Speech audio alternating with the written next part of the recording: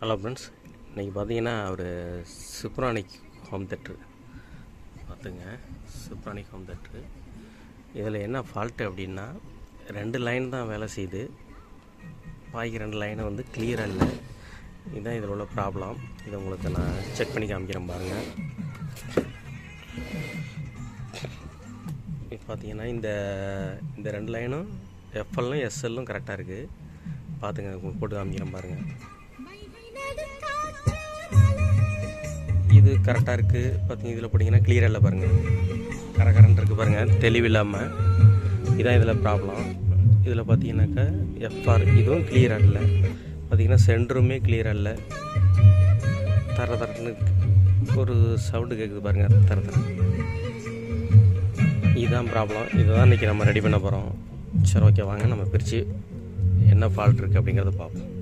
Hello friends, நம்ம set பிரித்தாச்சு. இதில் பார்த்தீங்கன்னாக்கா இதில் 2030 ஐசி போட்டிருக்காங்க. சப்பூப்பர் மட்டும் நல்லாயிருக்கு. அடுத்து இதில் பார்த்தீங்கன்னா இந்த சென்ட்ரு ஐசியும் போயிட்டு இந்த அடுத்த லாஸ்ட்டில் இருக்கிற 2030 ஐசியும் போயிடுச்சு. இப்போ இதில் ரெண்டையுமே நம்ம சேஞ்ச் பண்ண போகிறோம். இதை உங்களுக்கு சேஞ்ச் பண்ணிவிட்டு உங்களுக்கு காமிக்கிறேன். இந்த ஐசி ரெண்டுமே போயிடுச்சு. ரெண்டையும் நம்ம இப்போ சேஞ்ச் பண்ணியாச்சு. வாங்க நம்ம செட் ஆன் பண்ணி பார்ப்போம், என்ன கண்டிஷனில் இருக்குது அப்படிங்கிறத பார்ப்போம். ஓகே ஃப்ரெண்ட்ஸ், நம்ம செட்டு ரெடி பண்ணியாச்சு. பார்த்திங்கன்னா நமக்கு எல்லா லைனும் சரியாக வேலை செய்யுது அப்படிங்கிறத நம்ம செக் பண்ணி. ஃபஸ்ட்டு பார்த்திங்கன்னா இந்த எஃப்எல்லும் எஸ்எல்லும் தான் கரெக்டாக வேலை செஞ்சிச்சு.